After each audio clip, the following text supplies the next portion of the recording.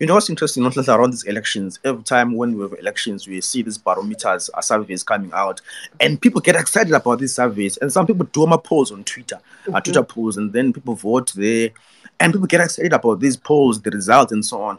But I wonder, in terms of these surveys versus reality on the ground, do you trust these surveys? If you say, okay, Couchback, let's do a survey, Couchback, right? I do a Twitter survey now about Couchback. Abantu bazavota on that Twitter survey, abahlale Couchback. And in reality, abantu Couchback abakho ku Twitter, perhaps, abazavota. At times, again, you find these surveys, in a population of maybe, research and so on, what research methods, in around 5, right? And then those 5 people that represent the entire maybe city or whatever. How genuine are these things? This is reality. Why do people get excited when they see these surveys online? I saw Nick Mangwana was posting some surveys and people was going to win elections and so on and so on. He was so excited about this thing. I'm saying to myself, what about reality? How did they come up with that survey? Today I want to unpack that. Electoral surveys as reality. Do you trust these surveys when it comes to elections in Zimbabwe? Yes, please do request the mic, guys. We want to hear from you. What do you think about these electoral surveys versus reality? Do you trust these surveys? And of course, Brighton, I've seen, actually, I think I've seen the one Air Culture Park as well, and also the one on the presidents as well. And, you ask yourself, Uguti, aren't we fooling ourselves maybe, or getting excited over, something that is not really like reality, something that is going to happen, something that is not on the ground? Because, for instance, we know that like when you speak of Twitter, for example, if we do the survey on Twitter, how many people from Culture Park would be on Twitter, right? Issues of data, issues of devices themselves, issues of interest, really. How many people are really interested in being on Twitter for us to trust and say, you know what, this survey might actually work. I remember also on radio, the way they do radio surveys, which is the most listened radio station in Zimbabwe, or in South Africa, they do is they interview maybe 10 people. That 10 people represent the entire Bulawayo. Then they multiply that number by 1,000. And then that number balloons to say this is the number for which this session is listened by the entire people.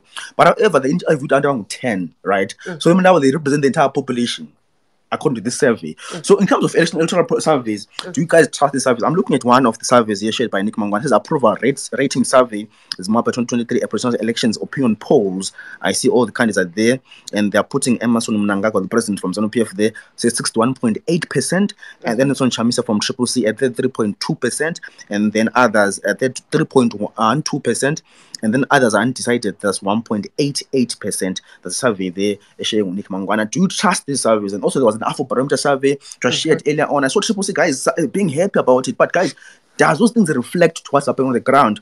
I can say Triple C can win in Culture Park, but on the reality ground-wise, what's happening there? This is what the poll says. Let's go to Antonella. Antonella, good morning. Welcome to This Morning on Asake. Good morning, Brighton and Mnangagwa. How are you? Am I audible? Yes, you're clear. Please do go ahead. Okay, I would like to say, Uguti, like these surveys are really misleading, if I can say, because kangele abantu abaku social media, Twitter to be specific, doesn't actually reflect the actual population abantu abazavota. And when it comes to Twitter, someone who is not even Zimbabwean can actually partake in the survey, and someone who's not even in the country or even eligible to actually vote or even register to vote can actually vote on the surveys, on these electoral surveys. So to actually say and actually believe surveys on allow, yes, they might estimate, but they don't really reflect the actual population and the people who are going to be on the ground on that day. Because in where we're on social media putting out views and all, but the question is to say, are they going to vote, and are they going to be the reflection of the population in LA as the electorate? So to say the surveys are actually reflecting into ezayenzakala on the ground is really absurd. Yeah, thank you so much, Antonella, for that. But also, I look at the Afrobarometer survey. So I said the key findings of the survey were saying what more than half of citizens in Zimbabwe say they're close to a political party. 7 in 10 of Zimbabwean adults say they will definitely vote in 2023 elections. If the presidential elections were held today, after the survey, ZANU-PF would attract 35% of the vote compared to 27% of Triple C. If parliamentary elections were held the day after the survey, ZANU-PF would attract 35% of the vote compared to 26% of the Triple C. Voting intentions of 27% of voters in presidential elections are known. So for me, I'm asking myself, do you guys trust these surveys versus reality on the ground? I can do a Twitter survey now. People can vote using different mobile devices, right? Can you trust those things and say, guys, and run with it and can behave about it versus reality on the ground? Yeah, let's hear what Sega Unati has to say about that. Good morning, Sega Unati. Good morning, Nonhlanhla, and good morning, Brighton. So in the Wayama survey is quite interesting. I think before we fully become skeptical or criticize the results, we need to understand a few things. So this is the age-old research question, your type of sampling and the methodology of your research is going to determine the validity of your outcomes. So methodology is about how do you actually conduct these interviews, or how do you give people these questionnaires? Is it just strictly electronically, or are you actually on the street and randomly sampling people? And also your sample size will also influence the statistical power of your outcome. How close is it to the reality? So there's always a margin of error with these surveys, but I think it would be folly of us to criticize them right from the outset by being skeptical about whether they've entirely been conducted online. I think the real issue with regards to whether you can trust the validity of the surveys is to look at the political environment. So are we in a situation where people can actually be absolutely entirely honest about their intentions? Because I want to be paranoid. So I think compared to other freer societies, the only thing that can be of a major influence in terms of being skeptical about the surveys is that particular fact that people might not actually be free with their responses. But the methodologies that they use, how they determine the type of sample and how they randomize, I think most of these organizations will be working towards international standards. So I would tend to trust the methods. I would tend to trust the fact that they will try and include as many sections of the population within their sampling to be at least realistic. My only concern is that people may not actually be that honest with their responses because of the paranoia, because of issues around, political space. So I just wanted to bring that to the fore. That if you just criticize right from the outset, then it means any scientific method cannot bring up results that we can work from. So our surveys can get it wrong. They've gotten it wrong even in the West. My elections, I think a lot of surveys were predicting a Clinton win when Trump won.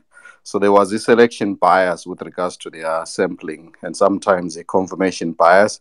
But also there was a factor whereby a lot of people, white middle-class people who had professions, did not want to confess that they wanted to vote for Donald Trump. So people can actually indicate that they are going to vote in a certain way because they are afraid that if they express their opinion freely, it might be viewed in a certain way. So that's the only confounding factor that we may need to be cognizant of. I hope Angeli Boanga. Thank you. Thank you so much, Sega Unat, for that contribution. No, I don't think ukuthi ukhona obhwakeleyo, but quite interesting what he's talking about, Brighton, to say ukuthi, ama-surveys, they've also gotten it wrong. In other cases, angekho like ama-online surveys. Quite interesting as well what he speaks about there. Yeah. Let me just go through over that survey again. That was shared by the PEMSEC Nick Mangwana there this morning. It says approval rating survey is mapped 2020 elections opinion polls. He was giving putting Emerson Mnangagwa there, the ZANU PF leader, at 61.8%, and then Nelson Chamisa there for Triple C at 33.2%, and then others they were put on 3.12%, and then others were undecided at 1.88%. What's your take on that, guys? Electoral surveys as reality. Do you trust these surveys? Please request the mic this morning. Want to hear from you. Let's go to another speaker there this morning. Ndaba Zezwe Vigi livuka ngani baba? Hayi siyavuka Ncubele livuka njani lani. I want to echo what the previous speaker has said. Yes, we rely on surveys because we are living in a scientific type of setting. But let's look at who carried out this survey. For what purpose? What background? If we answer those questions, we'll know if the survey is genuine or not. Personally, I haven't seen or interrogated who carried out this survey. However, I'm a non-entity to discredit a survey carried out by a guru in his field. However, I still have to question the survey. We can't base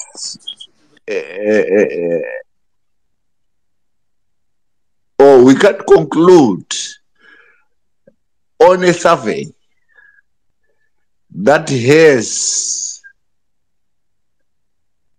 a proportionate number of people who decline to answer.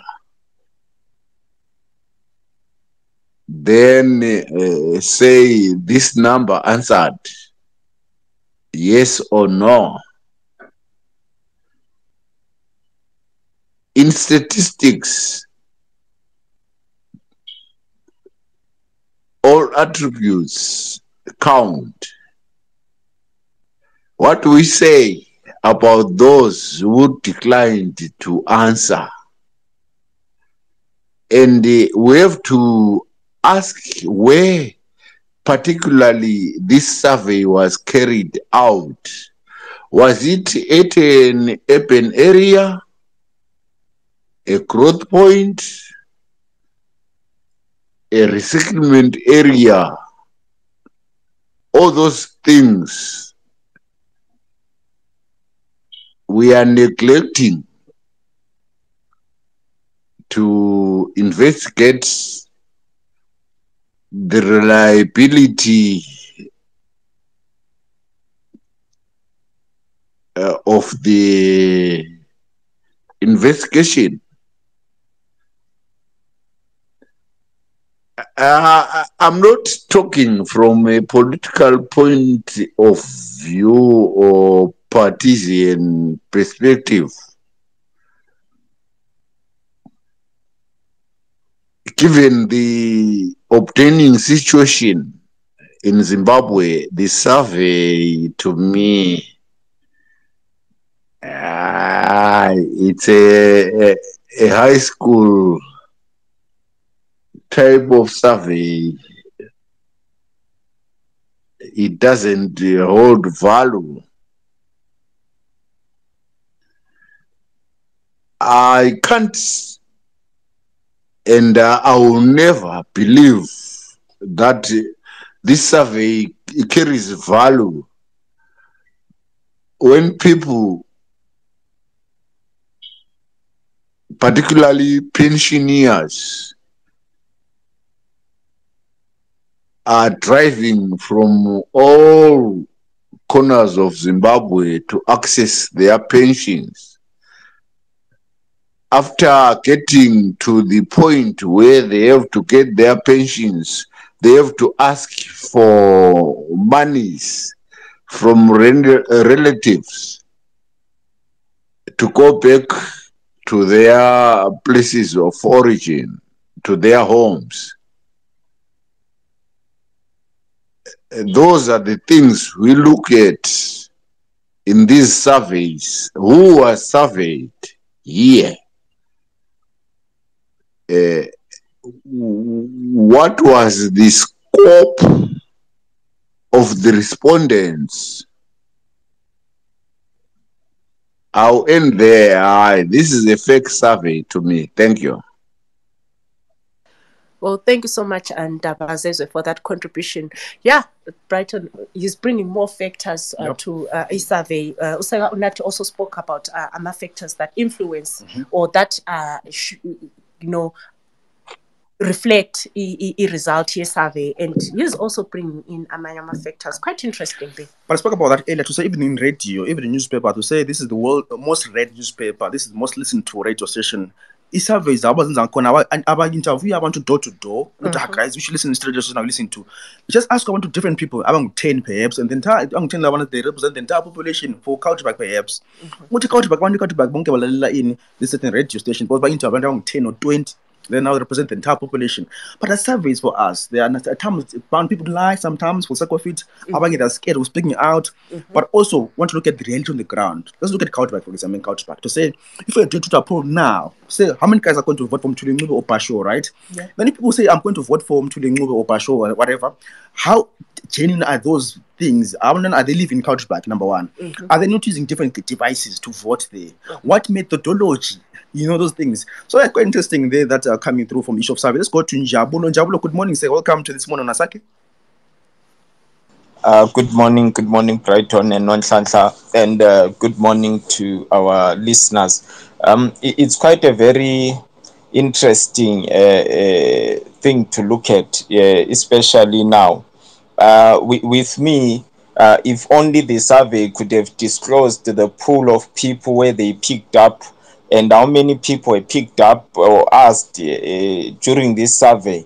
And also, we cannot really conclude that this survey is going to materialize the way it is, like the way they have projected it. I don't think so, because we need to look at number of factors. Number one, you look at some areas right now have not been covered by our candidates, presidential, parliamentary and stuff like that. They haven't covered other areas. Maybe they went to that area that has not been covered, and people, they will say anything because of their current condition or their current situation.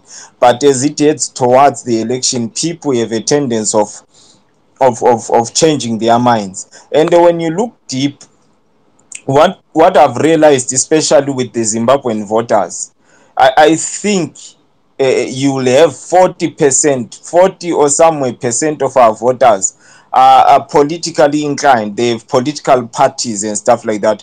And the rest of the guys that go and vote on the day of voting, they are not even politically active. These are guys that go to work every day, do what they need to do and stuff like that. You won't even hear them or see them anywhere near any rally or any political party or wearing a political party t-shirt. Then the day of voting comes, this guy goes and just votes for whoever candidate they think of voting for. So this is why we cannot draw a conclusion using these surveys unless and until they provide us how many households, what was the ratio and what was the representation of these pools. Or because some of these things, okay, I'll give you an example. I can go to Bulawayo currently. We know that Bulawayo has always been the stronghold of the opposition since 1980. ZAP was there, MDC, Triple C, it has been. So if I go to Bulawayo, I will know that 60% of our voters is going to say we are voting the opposition. Then you'll have your 40% saying no, we are going to vote ZANU PF. That's how it is. So where you pick up your your pool from or where you do your survey from becomes the determining factor. And the time that you do the survey also becomes the determining factor. Have they been influenced? Has the message of the campaign reached these people, or these people are still undecided? Because right now we know more than 60% of our voters have not even really settled on who they are going to vote for. They will decide, some will even decide sebengenile polling station ukuthi amana mvotela uNjabulo or mana mvotela uBrighton on that day. So we have found it to be a norm, including those that are wearing political party regalias, bagqoke iparty yeZanu PF, but uyethola ukuthi iZanu PF lapha bebebaningi khona begqoke those political party regalias, still ZANU PF loses. How? Because they will make a decision on that day sebemeka uballot ukuthi hayi mina ngisavotela iZANU sengiyavotela iTriple C. Labanye abeTriple C bathi no, but low candidate wami eCountrypark I feel is better, let me vote for this one. Bengama members of different political parties, they can cross on the day of voting. Thank you so much, Brighton and Nonhlanhla. Well, thank you so much, Anjabulo, for that contribution this morning. Yeah, see, we've been joined by... Okay, let me take Zenzele. Good morning, Zenzele. What's your contribution this morning? Zenzele, are you there? Okay, let's go to Justice. Good morning, Justice. What's your contribution this morning? Thank you so much for according me this time and the opportunity to speak.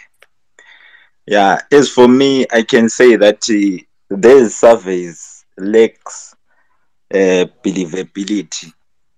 Now I'm looking at a certain survey here by Tandegile Moyo, who just conducted it 1 hour ago. And this survey says that Nelson Chamisa is going to win 90%, and then Emerson Mnangagwa 4%, then the others it's 5%, and the people who have been voting, there are 2,821. So far, I can say that these surveys are so subjective than being objective. Anyone who conducts it, it depends with the following that you have. One, and who are you? As the last speaker said, that the one who conducted the survey, who is that person? Are we following that person? Some of us in that Afro Barometer survey, we didn't even vote, but we know our parties. We just see the results that Afro Barometer said such people, how many percent will vote for this and how many percent will vote for this. If you can try to conduct a survey here and ask how many people did they vote here in this space, in that Afrobarometer, you might be shocked that one person voted and the rest didn't vote. It's not in the vicinity of us, especially when it comes to the electorate. Many electorate didn't even vote, and those who voted in that survey, you will see that they didn't even register to vote, but they were voting for fun, to say that no, let me just vote and show people. Therefore, it becomes so propagandistic to say that that survey is so realistic. They just use it for propaganda to say that people should change their minds. As we see that many people are changing to vote for this party, therefore also change because many people are flowing to this party. So it's now a survey to be used as a propaganda. You might never know, maybe a certain party is giving money to those who are doing that survey to say it's towards elections. Let's give you this much so that you conduct a subjective survey whereby you send that survey to our supporters only, and if you will vote for the certain party. I don't want to name parties. Therefore, the survey comes in a subjective manner to an extent that that certain party towards election will therefore use that survey to try and convince other electorates that, you know what, you see, people are changing their minds. Why can't you change your mind and come and vote to us as others do? So to me, it's so subjective, and it's so compromised than being just an objective thing, without even going to the ground to say that did they go to Counterpark? Did they come in Zimbabwe and do that survey, or they did it in online?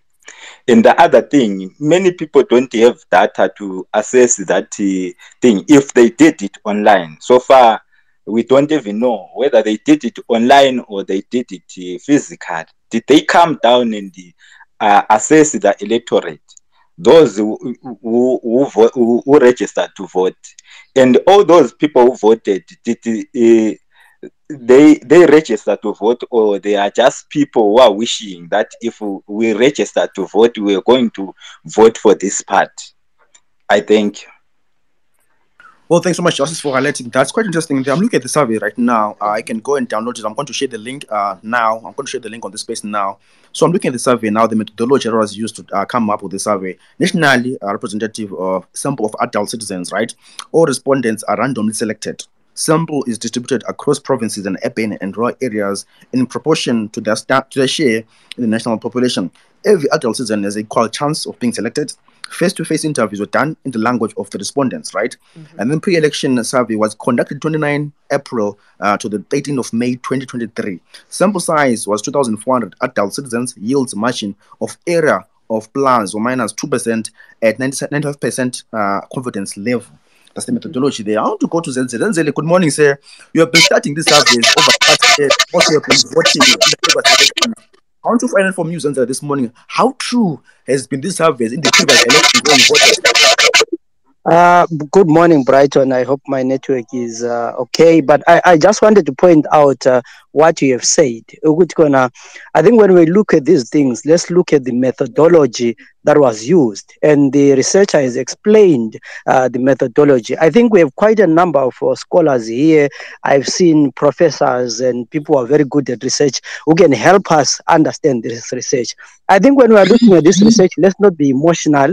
Let's not be defensive. My question is, if this research was going to be pointing to Chamisa winning, were we going to still have the same sentiments? I think it was Ali Naka yesterday on Twitter. He actually shared employee survey about 2018. These guys have already, Barometer always does surveys across Africa.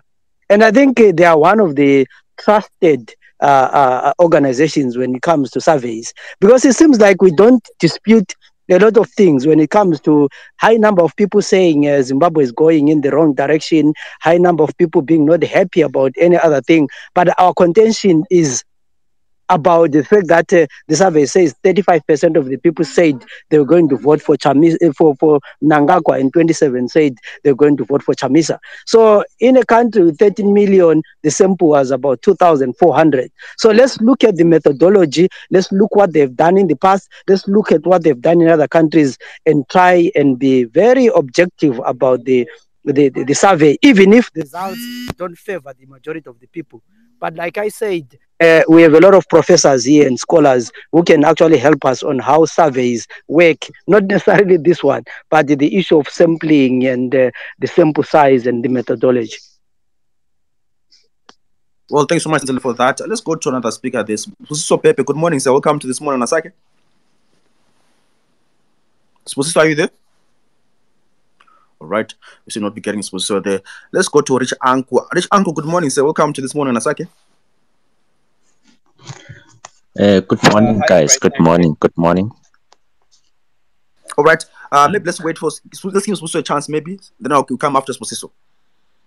Okay. All right. Thank you, and good morning to everyone. I think generally Uzenzele has said most of what I wanted to say. But I'll add and say, for me, I think the basis of data or information is supposed to help us to make decisions.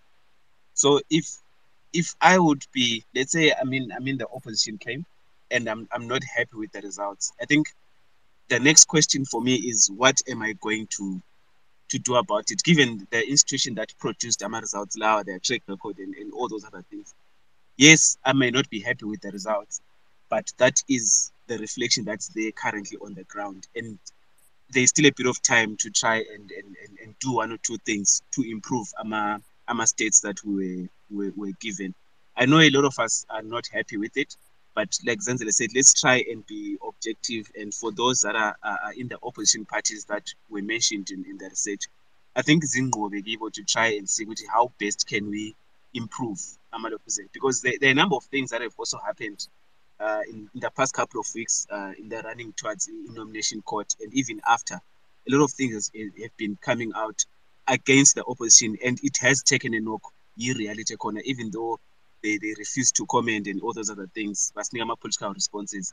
But there's the issue of candidate selection and all those things.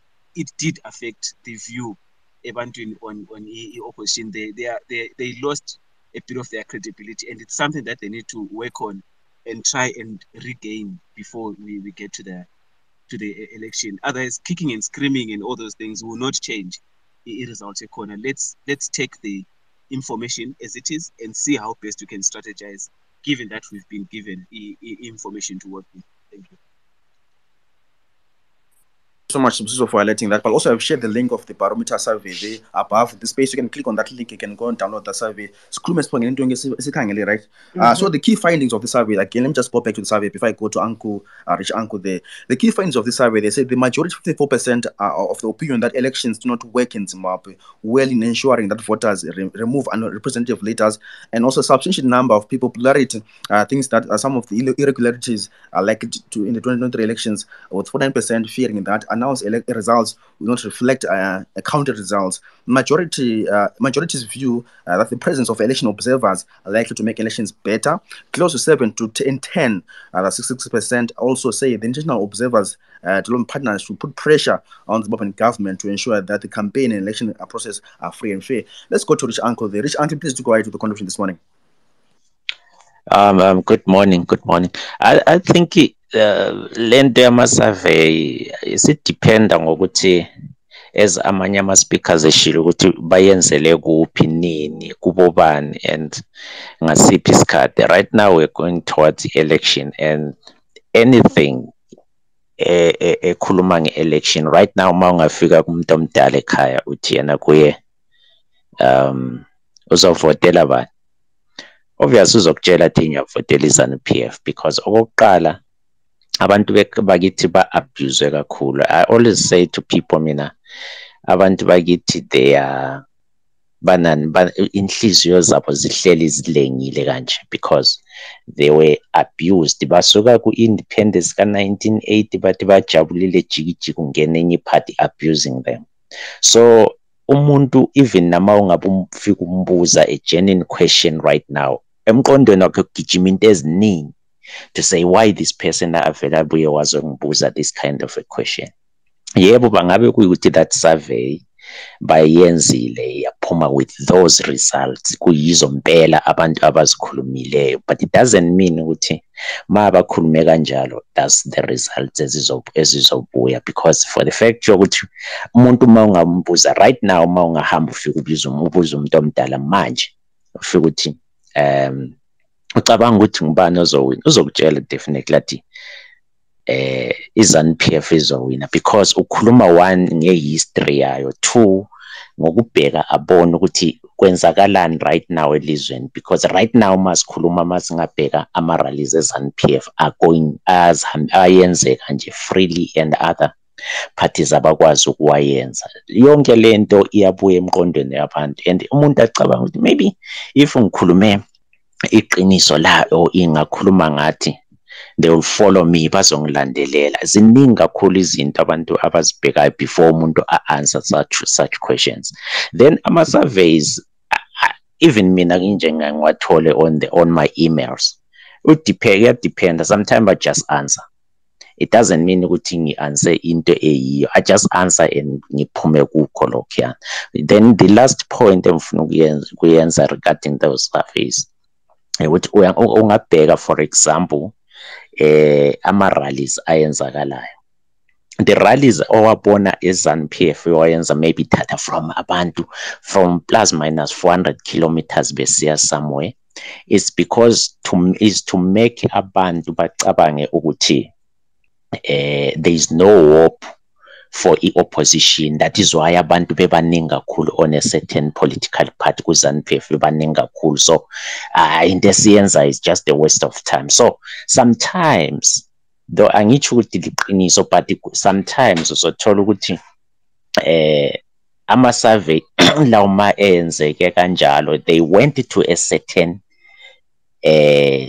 people or stronghold, is a certain party, and conduct that surveys, but told those results and come back and give it to you. So akutsho ukuthi liqiniso lokho kwizinto makusenzeka kanjalo. So that's my contribution namhlanje ekuseni. Thank you. Well, thank you so much, Rich Uncle, for that contribution. Yeah, so much has been said, Brighton. Quite interesting contributions being made this morning. And yeah, I wonder what Leonard has to say. Good morning, Leonard. What's your contribution this morning? Thank you so much, the host. Thank you, the speakers who have spoken before me. It's a very interesting debate going on here. I would like to say my submission that I don't want to read much into these surveys. Of course, they will give an edge to maybe the opposition party to work extra hard, but also will give a disadvantage to that person whom the people are saying is going to win the election or whatever. It's so interesting that some of these surveys, it depends on where the people have carried the data, but I see as if they lack that empirical data as well. Just like when I want to put my Twitter poll, it depends on how many followers who will agree with what I've put on the Twitter poll. So those, we want surveys which will improve the economy of the country rather than going for those surveys on who is going to win. Sure, under normal circumstances, the country, Zimbabwe, is going through a lot of economic, political, and social challenges. And who doesn't know that the current leadership has dismally failed? And how can that turn, against whatever the people are thinking, that this survey is going to give this leader a win, or is going to make this leader a loser? But the general majority of the people, they know what is currently happening in the country, and it's so disturbing to see these surveys coming with a different result. I don't think they're a true reflection of what is on the ground. I used to attend public mass opinions at Ambassador Hotel. You could see the number of people who are coming to attend that kind of event. And if it comes to polls and so forth, you could see that the number of people who have come to attend in that particular event, they will vote more than the number of people who would have come less. So it's just like the previous election. Let's talk about 2008 election, where Morgan Tsvangirai was having an election with Robert Mugabe.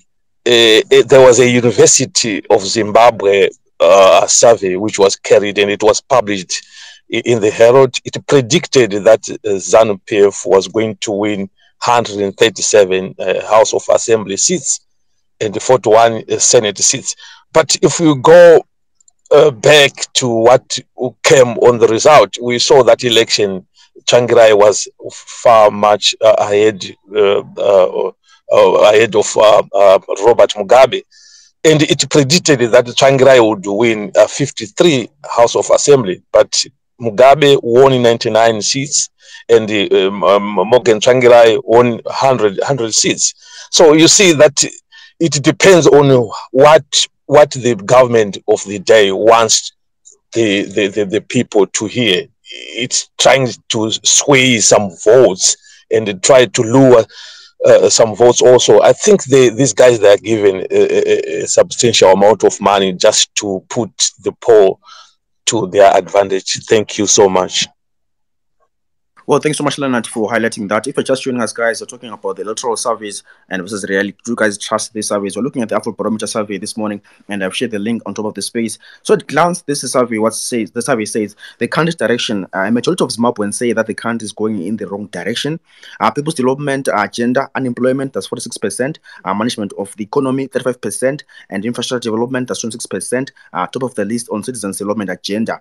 Fear, about 6 in 10. That's 59%, expressed the fear of becoming victims of political violence during elections.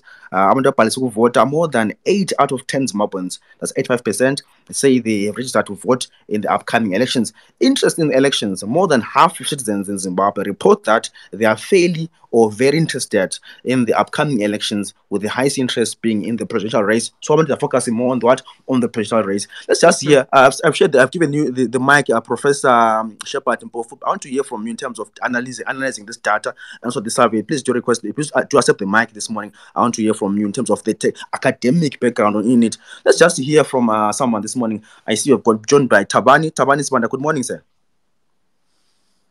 Yeah, good morning, Linjani. Yes, okay.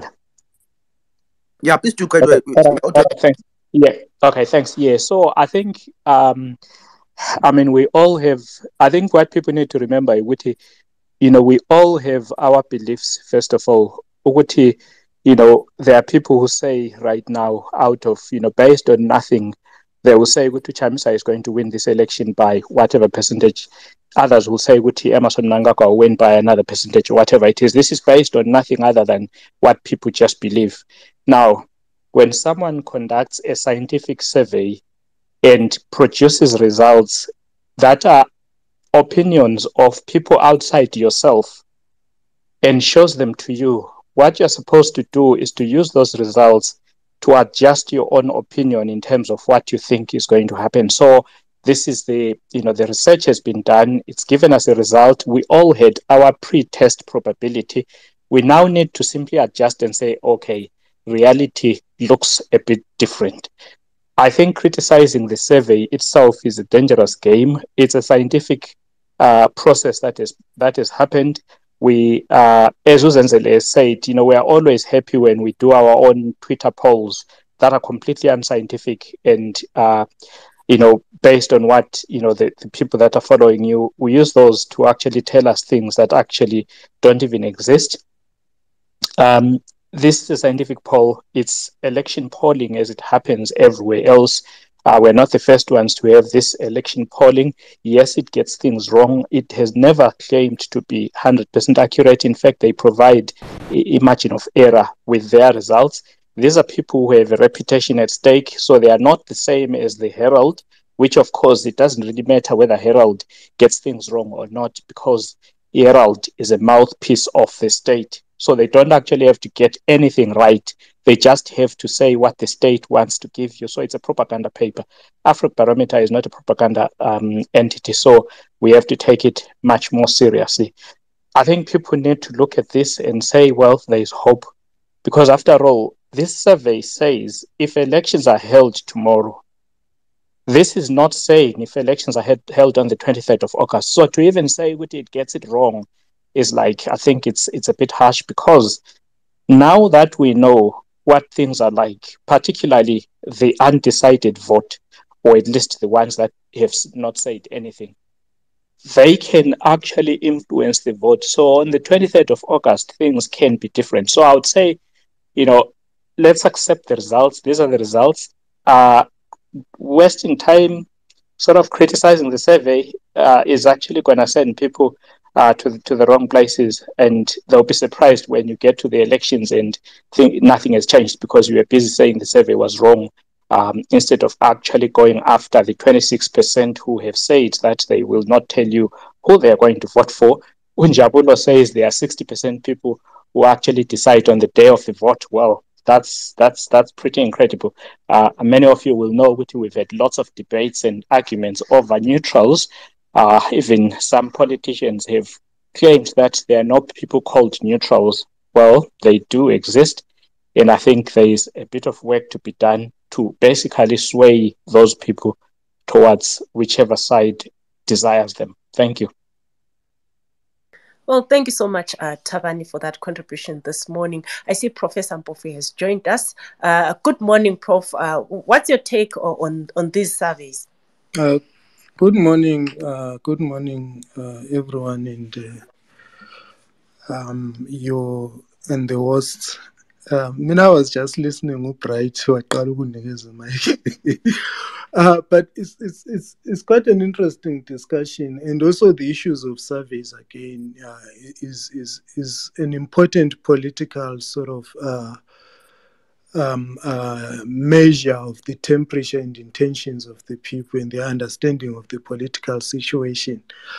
If you look at the survey, they've a potential of being right or a potential of being wrong, depending on a number of factors and issues. For instance, now there is no reason why any right-thinking person should think that